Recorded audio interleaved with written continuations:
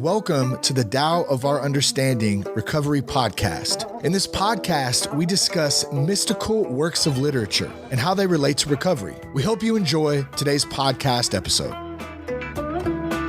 Panic, it's only 4:02. I know. We can our time. So we can do the whole, let's take a moment to center ourselves, right? For Craig. And then maybe by the time we get through that, breathing, maybe Buddy will be along and you'll be fine. Right, here's coming now. Here's. See? Craig, I was like you earlier today, so I'm really glad that it's not me right now. No, it's not. He phoned me along and he says, I'll be there, no problem, there is there. Why haven't you returned my calls for the last 30 minutes on Messenger? Because maybe you've not been phoning me. Maybe I have been phoning you. No, you texted me 2 minutes ago to say, call me, please. I've been phoning you the whole time before that. You couldn't have been phoning me. I've got no missed calls. So you don't think I'm... You don't text, you don't call. Yeah, no roses. What's going on? Nothing at all. No chocolates anymore. Oh. And oh.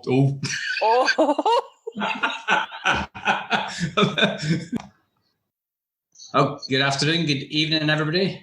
Welcome to the Tao of Our Understanding podcast. My name is not Buddy. I am Craig. Buddy's actually went off in a huff for some reason.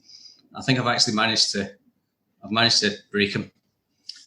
So today we've got Mark, Chris, Dennis, Kate, and Amy. How's everybody doing? Doing good. Good, yeah. Excellent. Fantastic. So, Kate, are you okay we'll just jump straight in? We'll just jump straight to the reading? Sure. The reading is, "In my end is my beginning. In the beginning of beginnings was void of void, the nameless. And in the nameless was the one, without body, without form. This one, this being in whom all find power to exist, is the living. From the living comes the formless, the undivided. From the act of this formless come the existence, each according to its inner principle. This is form. Here body embrace and cherishes spirit. The two work together as one, blending and manifesting their characters, and this is nature. But he who obeys nature returns through form and formless to the living, and in the living joins the unbegun beginning. This joining is sameness. The sameness is void. The void is infinite. The bird opens its beak and sings its note, and then the beak comes together again in silence. So nature and the living meet together in void. Like the closing of the bird's beak after its song, heaven and earth come together in the unbegun, and all is foolishness, all is unknown, all is like the lights of an idiot, all is without mind. To obey is to close the beak and fall into unbeginning." All right. Thank you very much. So who wants to start? I can start, Greg. Nice to join us, buddy. Welcome. I'm having some internet issues. And some Craig issues too, but Thought you fell out with this. I did. Before you go any further, how does it feel to have me as a last resort in your life now? Well, I will find another resort next time. That's why I called you early this morning, so we wouldn't be doing this at 2 minutes till. But anyway, that doesn't matter. Thank you for doing this. Maybe I'll get things sorted out by next week. In my end is my beginning. Not maybe. Not possibly. But is my beginning. I don't see endings as beginnings. I think that's what he's saying. That my new beginning is in the ending. Whatever's ending is not really ending. There's a beginning there if we're able to see it. We could do a whole meeting just on the title. Mm-hmm. Yeah, I agree. I just took my old water tank to the metal recycling place. It was its end of its service for me. But it's the beginning of a service for something else. You're right. It's all about the circle of life, I think. Yeah. It's just one big continuum.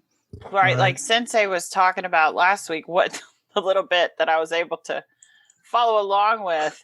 It's like I'm just a blip on the continuum. I think for me was also about getting back or getting down to the nothingness or the emptiness. It's really what I'm trying to say, right? Void of void, nameless, without body, without form, absolute emptiness, the empty of the emptiness.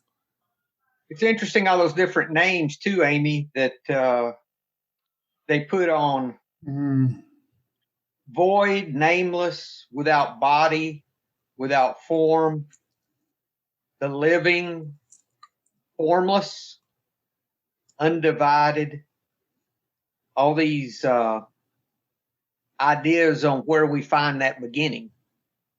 You know, that's where we find the beginning is within the emptiness. Within the end, there is a beginning. And as related to recovery, how about all of the different words for God or higher power, right? I think that's what I'm reminded of now too, because all throughout my process of recovery, I've used various names, all capitalized, whether it be creative intelligence, whether it be higher power, spirit of the universe, all of those things. They're all, I think, what this is talking about too.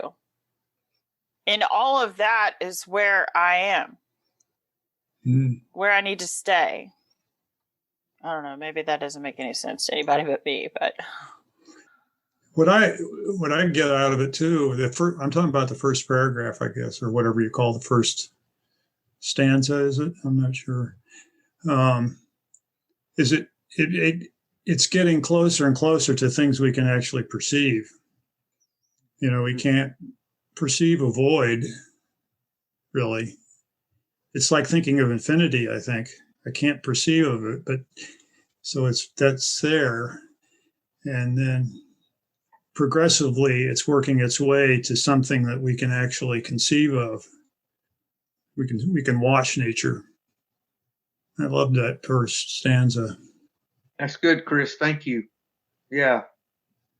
How does the second step blend into this, Amy? Because I had the second step. You were talking about names of God. If we knew intuitively that every time that something ends in our life, be it a relationship, be it a job, be it anything, any ending we have, if we knew the new beginning was there already, how would that affect how we come to believe that a power greater than ourselves could restore us to sanity? That restoration's already there. In the worst circumstance, in the worst ending, the beginning is there. The restoration's already begun. Well, I think it has to do for me personally with my humanness. Because by the time I get to my ending of my active disease of alcoholism, I don't realize there's a beginning. I don't even know there's a solution, right? I'm just like, I am done. I'm done. I'm done. I'm done. I'm done. And as I specifically for step 2, I had to first, I think that's where I start undoing what got me here in the first place, right? It's that uncovering, discovering, and discarding as all the steps are. but I don't know that I don't know until I get here. And then, like I said a second ago, the whole full circle thing, a child believes, an infant intuitively knows that it's going to be fed and clothed and bathed and changed and all of those things. The older that I got, the more I'm going to use some of those words from that book, Letting Go, the more programming, right, that took place in my life, and all these external forces formed me and shaped me into a body with form, not being void, right? And so then in step 2 specifically, if I can come to believe in something outside of my humanness, then I can get back to that innermost self of empty or void. Sanity, specifically as related to step 2. All this other stuff is insanity. In the second stanza there, it says, he who obeys nature returns through form and formlessness to the living. So that would be the goal, I would think. You would want, that's what you want to happen. So how do you obey nature? Yeah, thy will be done is in the terms in the big book. Yeah, stop fighting, right? Yeah. We stop fighting anyone and anything, even alcohol. Like alcohol is just our trainer, I think. All alcohol is good the point. first thing to teach us how to surrender. Because I think this whole life is about, I'm grateful for alcohol because alcohol is teaching me how to get the same relief in the rest of my life that I got from alcohol. Alcohol is not a curse, it's a blessing. It taught me things I would have never learned if it would not have been for alcohol. I'd have never learned how to surrender. I would never have a fraction of the peace and joy that I have most of the time now if it wasn't for alcohol. You watch where you say that too. You could take that one 2 ways, right? Yeah. But it really is true. I mean, does that resonate with anybody? Yes, it does. Yes. Yeah. Yes. I'm sorry, I can't see everyone. I'm just seeing Chris right now because he's talking. Let me see. I can't see everybody. Oh, you don't have the gallery view. No, okay. I'm on my phone. So we've got Margaret here. Okay. And then Mark's here. Good to have you, Mark. The only comment that, well, you said it yourself, it's kind of letting go and take the world as it is and not as you want it to. That is kind of what that is. And when we're talking about the beginning, nothing, I think Amy touched on it, nothing new can begin before something else ends. Right? And if it's the whole circle of life, I think maybe it's in our culture that we're supposed to see death as something to be afraid of. And that has to happen before a new beginning. Some people go into reincarnation and that, but it is simply the circle of life. We don't mourn when trees or when leaves are falling from the trees, do we? So I'm thinking more, Dennis. I was thinking more about the ending in things within our life. We all have endings happen all the time. I mean, today I'm moving from a house that I liked that I needed to sell. That's an ending. We have those things that happen all the time in our life. And with every one of those things that seem to be ending, there, it could be anything from issues with our health is a kind of an ending. Mark, you put your hand up? Yeah, so this whole thing, I don't know if you guys are familiar with this optical illusion where you see either a goblet or two faces facing each other, right? So mentally you can see either one of those things, the goblet or the two faces, but you can't hold both of those things in your head at the same time, right? And so this whole thing, like, to me, this in my end is my beginning is when my ego dies, when I'm meditating, I can just get a glimpse of that which is observing, right? And it's the snake chasing its tail, because every time I make a subject of the one that observes, it becomes observed, right? And it's this whole like infinite regress of looking at itself again and again. And it kind of goes back to that higher power where you can't really talk directly about it, so you have to sort of talk around it, which kind of gets into this whole like void of voids and beginning of beginnings, and the bird closing its beak and the silence, like all just hints at that which you can't talk directly about. And I'm not sure if I'm making any sense there, but that's what came to mind when I was studying it. I was thinking about thank you, Mark. I was thinking about he who obeys nature might be reminded me of the phrase from a few weeks ago that the one that's following the Tao stands on what is moving. Mm. And that was I was thinking, we just look at what's happening. We don't try to change nature. We just look at nature. And then we obey what we're told. So it's that getting into the flow of what's already going on. It sounds to me like you can substitute that with the word acceptance. Sure. Right? You're just Exactly. accepting things as they are, nature as it are. You're not fighting anything. And the solution's within the emptiness. The solution's in the void. We think the solution is in the stuff, is in the opposite of that, But it says the solution is within the void, and that's within the ending. Whatever's ending. Maybe that came to believe could be the restoring to sanity would be the new beginning, You can go back to that coffee cup philosophy that you're using. You have to empty the cup up before you can fill it up again, right? And so on. And with that comes growth. When you're closing the door to something, you have to step out of your comfort zone for something new to happen. And therein is the growth, so we don't stay stagnant. That's really like a Tao promise that there's a beginning in every ending. Yeah, I was just going to say, since you keep referencing step 2, let's just go back to 1. Who cares to admit complete defeat? We had to admit the powerlessness and the unmanageability, right? The absolute doneness. I'm done. I'm at my end. And then 2, okay, I absolutely surrendered in 1.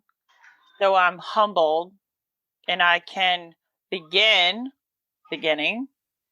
to believe in something better than the way things used to be. How about this? What is it?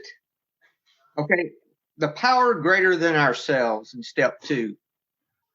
I always thought about that as being God. Okay, but alcohol is a power greater than me. Could it be that when I surrender to alcohol, as in the nature within the void, that's where the solution lies? That's where my power is, that my power's already here?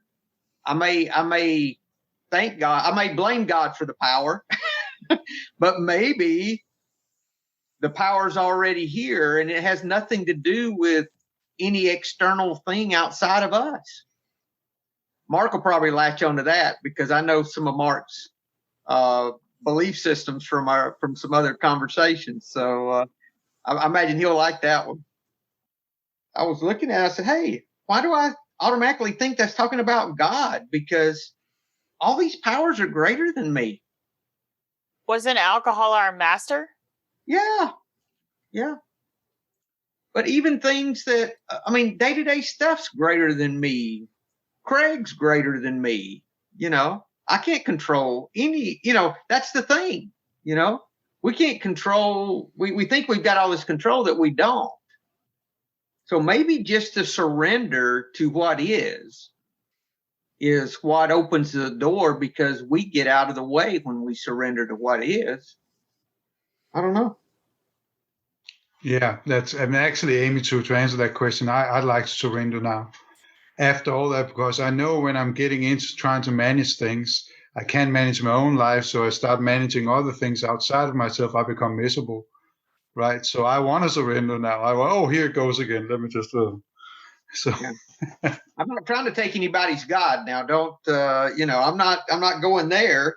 I'm just saying that maybe in the second step, I always thought that was God that was doing it for me. Maybe the God within me, that power that's within me, the way I tap that is by just surrendering to these circumstances, whatever they are, that's greater than I am. I don't know. Surrender, acceptance. You have to accept it as it is. Yeah, which is hard to do all the time. Mm-hmm. But I was thinking, this may be silly. I always think about this. Do we surrender to human nature also? Because there are certain things that we do as humans that aren't always great. And, I posed this to a Christian friend of mine, and, I said, why are some people evil and some people good? Because that's human nature. And she said it's their will that's different. It's the will of somebody that makes it different, not human nature. So do we give in to human nature, I guess is my question, as we give in to the nature outside of us? This is just the way we are. I think it really depends on what we're being asked to give into. I mean, we all know right from wrong. We all know if somebody's trying to lead us astray and get us to do something that's wrong. We do. What about the people out there that are evil? I think we're always going to have that in any society that we grow up in, that we belong in. People are always going to try and establish themselves over other people. I think that it's human nature because it happens. It's in every society. Yeah, so, I think there's a big nature. Yeah, I think there's a big difference between surrendering to somebody else's will than being oppressed and being bullied and being made a victim. I think there's a massive difference between doing that. Personally, I would like to think I know the difference between right and wrong, and I would know when to resist. But then I would look for another power greater than myself. I would look for somebody else that I could turn to that could maybe help me in certain situations. Buddy mentioned the fact that he always thought it was God. I've always came into the steps resisting the fact that it could be God. So yeah, I had to. I'm talking in a bigger sense, not us personally. I'm talking in a bigger sense that there's groups of people that are just evil, and they're in every society, and it's not just an individual thing. What I was going to say was the fact that I didn't have to surrender to God. I had to surrender to people. I had to surrender my issues to people. I think there's a difference between surrendering your problems and not so much your problems. Your problems, your defects, your characters, the things that are going on in your life, the things that you can't understand. I think there's a difference between surrendering that to somebody than to actually surrendering your will, surrendering your freedom, surrendering some things that you stand for. It's like when you were making amends, we take the responsibility for our part in it. We don't take responsibility for everybody else's shit that's going on. I think there's always that fine line between what we think is morally right and getting involved in like a societal misgivings. I think everyone's full of fear, Marla, and it's just a manifestation of fear. I've known one evil person in my life, and he was full of fear. No, I know that. I just wonder, is that human nature then? Because we all have fear. Is that it's our divided nature. It's our separated nature to be afraid if we don't, learn the things we're learning, I think, because if our small self, the only thing we have to fall back on is our ego and fear, I think. We had to learn fear as an instinctive thing when we were hunters, to learn that fear or else, animals naturally have fear. I think we naturally have fear. Well, I was talking about a different kind of fear, though. I wasn't talking about, I need to put on a coat because I'm talking about a bigger sense. Right. Not individual. I'm trying to understand what you're saying, Marla, and I can kind of see when you're talking about a bigger fear, sometimes we get into that communally, and it kind of we feed off each other's fear easily, and then it can outgrow to something outrageous, right? But for me, I think Greg was touching on it. I have to love people that don't know to do the right thing. Yes. And that comes through the highest sense of love, which is acceptance, I guess, right? That I have to accept that there's just people that is incapable of knowing right from wrong, and that can give me a certain peace. I think I just saw a little bit of Confucius here earlier, and I kind of like that. We all want that peace, but in order for me to have peace in my country, I have to understand peace in my community. If I have to understand peace in my community, I have to understand peace in my family. And for me to have peace in my family, I have to have peace within myself, right? And that's where it starts.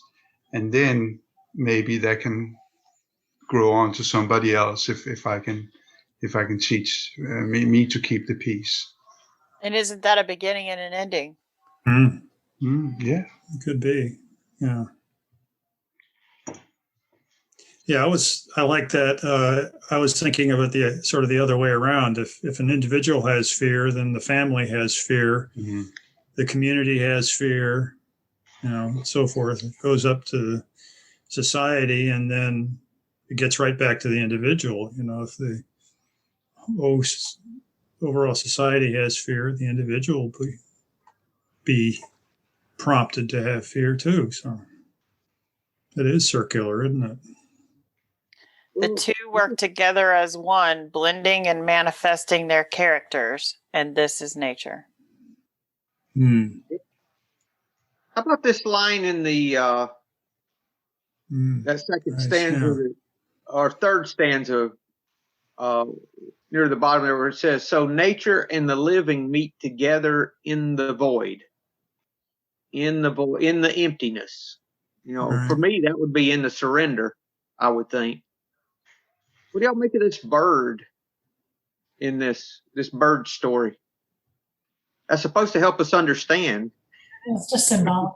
Can it also be when you're looking towards nature, you're also sometimes as human beings we're looking towards other human beings to make us feel whole, but you can actually feel whole and with just being in nature and feel whole with everything. We don't necessarily always have to have that other human being that we sometimes are seeking for. And going into the void instead of whole. And it's kind of funny because the void is the same after all our talkings here and with we're studying the Tao. The void is the same as being whole somehow. Wow. Am I totally wrong with that? No. That's the paradox of it. When I was talking about the closing of the bird's beak after its song, I thought about stopping once the job's done. Doing my part and then not pushing any further.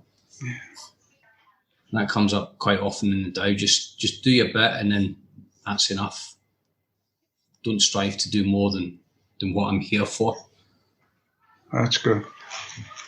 I'm thinking about the space between the notes. It's what makes it music, It's like the bellows. The space in the bellows. Heaven and earth come together in the unbegun. In other words, in the silent.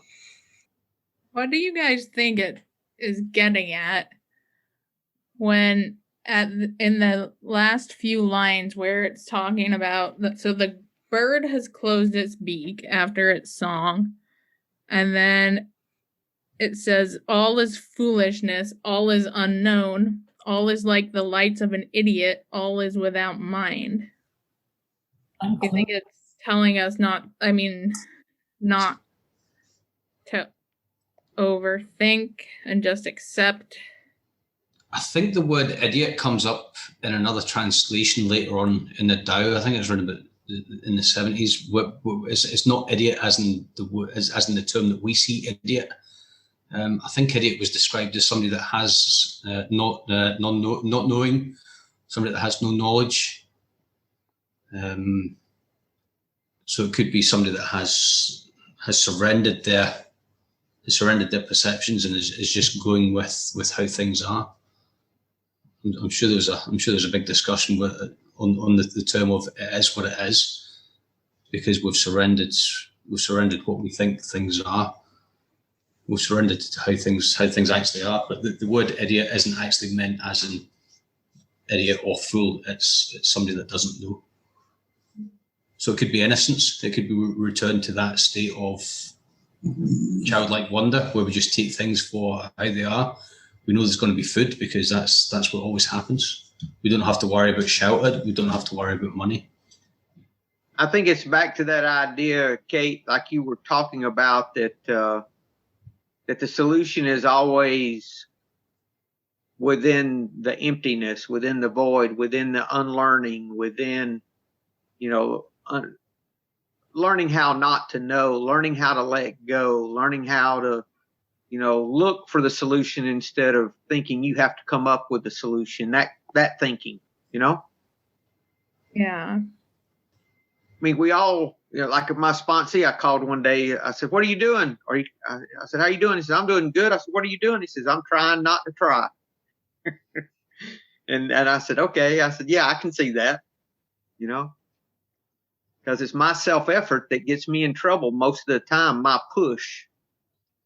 That's interesting right there. It reminds me of a saying with my sponsor once, and I remember this so clearly, and it made me really wonder. I was so happy, and I had such a good day the day before, and I said to him, "Man, I'm trying to figure out what I did for me to be so happy all the time." He said, "Stop right there. Stop. That's what gets you wrong in the first place." Because I always want to be happy. I'm always seeking for the answer to everything, because I think that provides me some sense of happiness, right? But then that might be that idiotic thing that we're talking about, that we're seeking for answers all the time. But what is that other? You might know this, Chris. Is this a Zen Buddhist thing? And I love that story with this student that wants the answer, and he's so eager. They're sitting eating lunch. And he's eating fast because he's eager to learn some more. And he asks his master after he's done, "So what now?" He said, "Are you done eating?" "Yes, master, I'm done eating." "Okay, go wash your bowl." That's the ordinary next thing that's coming, right? Right. Mm-hmm. So if that applies to, this is pretty down to earth for me. I just had a session with my analyst, analyst or whatever you. Anyway, I went through a depression last weekend. What happens if you try and determine the cause of that? Can you analyze that? It creates the urge to drink, that's for sure. It would be nice to know why it came about. To analyze that story with the bowl, just doing the next right thing and don't think further ahead. I don't know. Or just as simple as that sounds, accept that, okay, this is where I am. I'm in a valley, because life is peaks and valleys and roller coasters, or whatever kind of analogy you want to put it, instead of trying to figure, and this is hard for me to do, instead of trying to figure out why, just say, okay, it is what it is. It's okay to feel through this. It's okay to be in a valley, because tomorrow or in 10 minutes or 2 weeks, I'm going to be on the mountain. I'm going to be in a high, and that's going to be okay too. If I'm feeling really, really happy, like Dennis said earlier, why was I so happy yesterday? Yeah, right. I don't know that I spent so much time wondering why. It's a much better feeling. It's not as uncomfortable as the lows are uncomfortable. But I don't sit there, for me anyway, I don't sit there and go, why? I'm just like, hell to the yes, I'm happy today. Woo! So maybe I won't say hell to the yes, I'm sad today, but I just say, okay, I'm sad today, or a couple of days, but this too shall pass. Easier said than done, for sure. That's good. Thanks, Amy. One thing for me, Chris, I had a sponsee lately that said that he was depressed, and I said, well, he'd had a really hard depression. I said, well, did you go to the doctor? Did you try to, is it something clinical? No, it's not anything I need medical. I said, well, I all I could say would be just learn to accept how you feel today and let it pass, because it's going to change. If it's something that you need, that medical attention's needed for, then I would for sure get medical attention, in whatever form that is. But if not, then for me, I have learned that when I feel down, that I accept feeling down. If I'm up, I cannot accept feeling up too. Being happy, I can want to make that stay longer than what it is, and whatever it is, keep doing. And have the same issue with being happy that you can have with being depressed or angry or any other feeling that you could, emotion that you have. So I've learned, and it came from that Letting Go book, how to start accepting my feelings, and say, okay, I feel this particular way. Why do I feel this way? And just let myself feel it. And if I stop resisting it, it takes the power away from it. For me, it always works that way. Grief, when I've had grief, it's just lasted a day or two. When I've sat with it and just let myself feel it, then it would pass a lot faster. So I think that's part of this whole of really what we're talking about today, in learning how to just stop resisting and pushing, and just look within whatever the emptiness is, whatever the void, whatever's going on, and just learn to accept it as it is, because it will change, and it's going to be different. And that's the thing we don't like anyway. We don't like change. We like things to be consistent. I know I do. Mm-hmm. I don't want them to be different.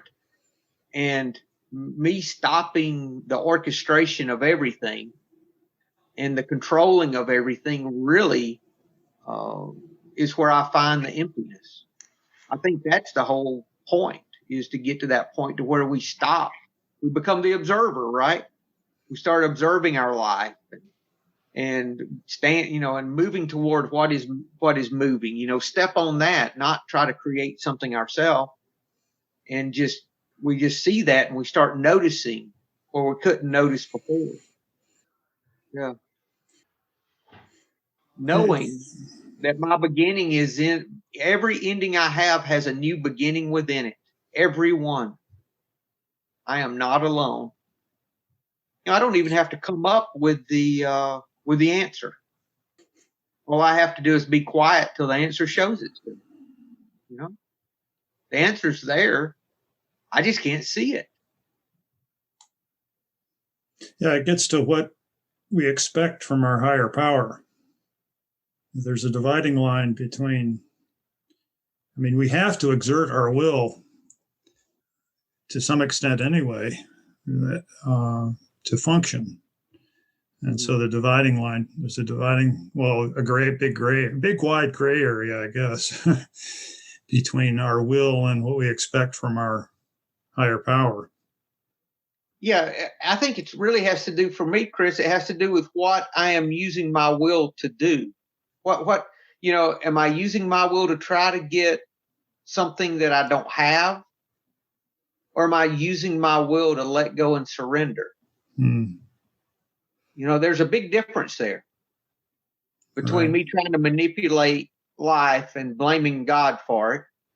This is the will of God for me, or this is the will of God. We can do control with God all day long, or we can surrender and let go and respond when we see, if we want to use God, when we see God doing something, or we see nature. You could use nature for in this situation. When we see, this spirit of the universe doing this thing, when we see creation happening in something, we can either be attentive and go, oh, I want to go be with that. I want to get in that flow.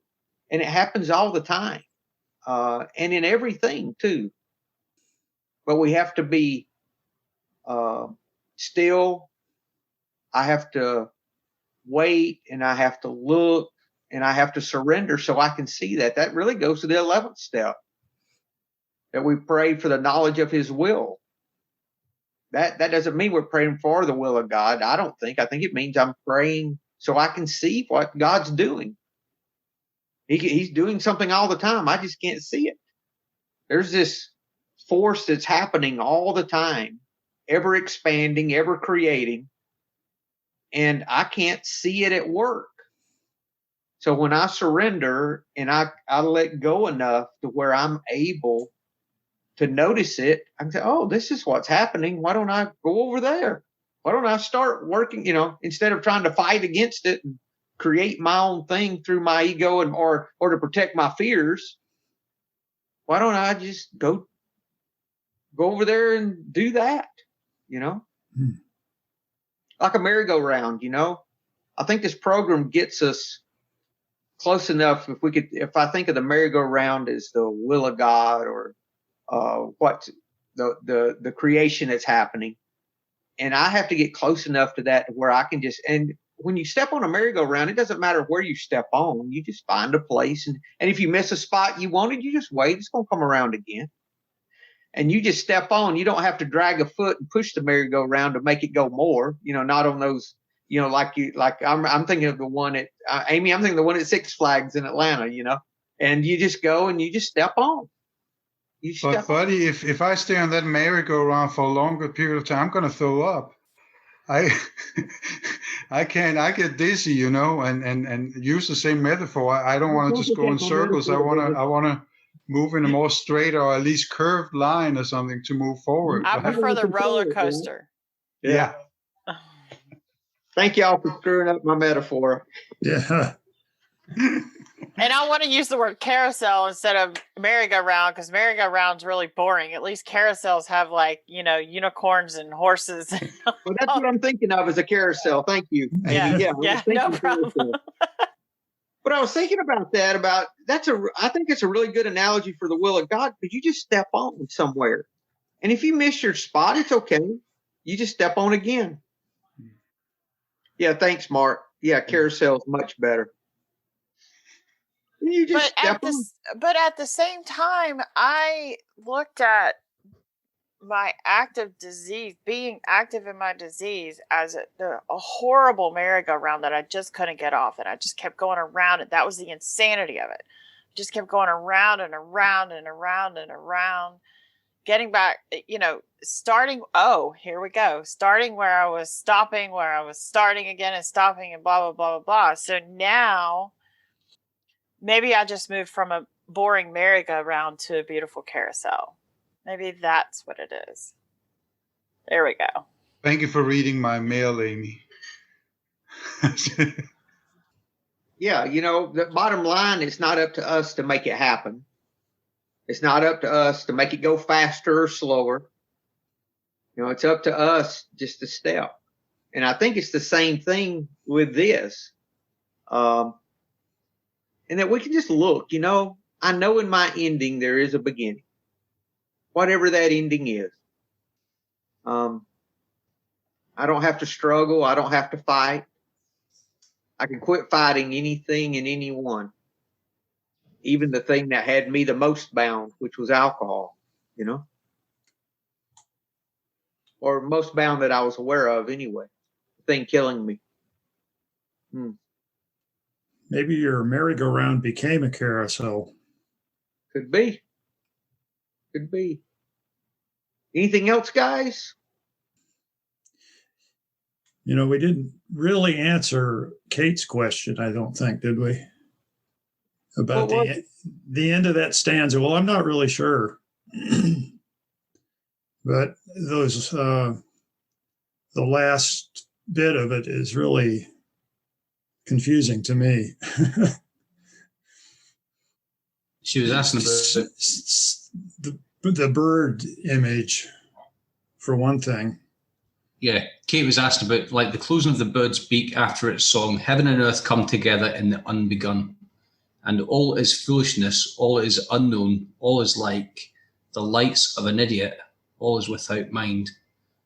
To obey is to close the beak and fall into unbeginning. I think for me to obey is quite a difficult one to start with. To close the beak and fall into unbeginning. I think sometimes if I just close my mouth and try and keep out of things, it can lead to a new beginning. I've never managed to listen myself out of a job yet. I'm sure I've managed to talk my way out of things because I've tried to influence or change them. I think just going into that state of not knowing or not influencing, not manipulating, just surrendering to how things are. It kind of reminds me of the Book of Job, when he's questioning God. He's saying, like, why have you done all these things to me? And he's trying to impose his will on God, and God turns around and says, well, where were you? Where were you when I created the earth? Where were you when I created the heavens? You weren't even thought of. You're not the one that controls everything.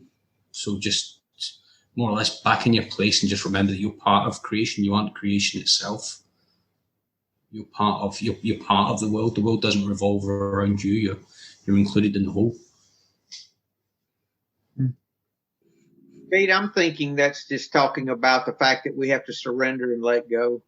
That our solution is not within our effort. It's not within our striving and trying, like we learn and see from all these other examples. Maybe it's accepting that we are not the solution. Yeah. We are not the answer to what ACIM is thinking. We're not the answer to everything that's going on.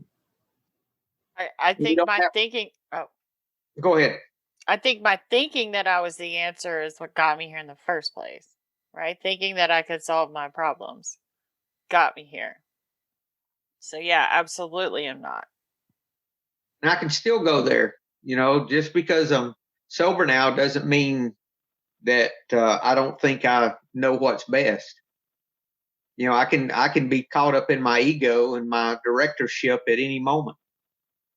I think that going back to the will of God, and my will versus God's will, I think through this whole process of working the steps, ego deflation, however you want to look at it, whatever you want to call it, it is undoing. I'm going back to that word humanist, undoing my humanness so that I become more spiritual. Right? He who obeys nature returns through form, which is me as a human, and formless, which is God or higher power, whatever. And it's the alignment of my will and God's will that is the living and where I should stay. But yeah, anytime I try to take back over, my ego takes charge, then it's like a seesaw. We're on the playground again. Here we are. It's like a seesaw, right? Instead of me and God being on the seesaw at the same time, being equal, it's like my ego takes over and not, whichever way you want to look at it. Mm-hmm. I really don't have any idea about, I think I get what all that stuff is about, the foolishness and the lights of an idiot. I think I'm just trying to overanalyze it and trying to make it really complicated when it just is one of the vicious. It's just letting go. Yeah. Maybe that's the point of those last couple of sentences. It's just like, wait, don't overcomplicate it. How about this too? Anytime something's ending in my life, I'm already thinking about how I can start something else, right? I'm thinking about the solution to my problem.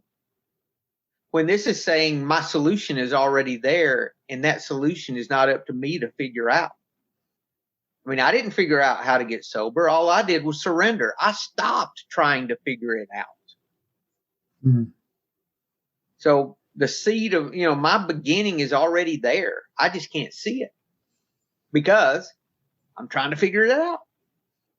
Did anybody else think of the Doors song, This Is the End? My Only Friend, The End?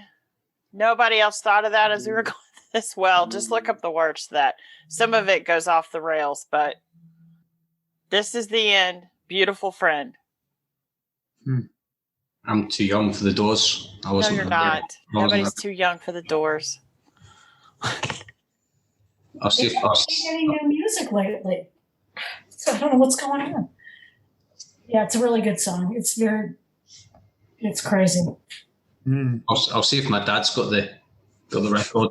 He probably does. I think I'm the same age as your dad. So. I can see why Buddy was having troubles with you.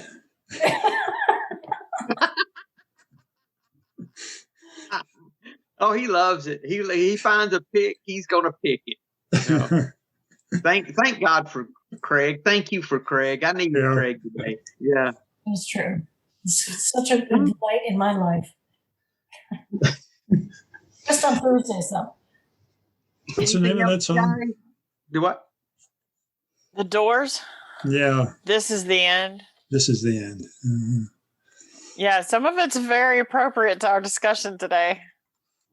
Kate, did we get your question answered before we close out? She's gone. She's gone. Yeah, she's fell off. Yeah, she's disappeared. I guess we did. So yeah, she's satisfied, so she left. Okay. But if anybody does have any questions, you can join the Diver Understanding Facebook page, and you can ask us the questions.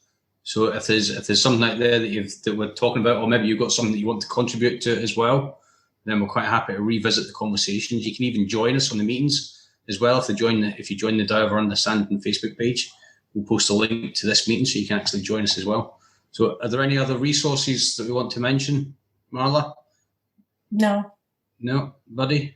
We've got the meetings, the Zoom meetings that are happening.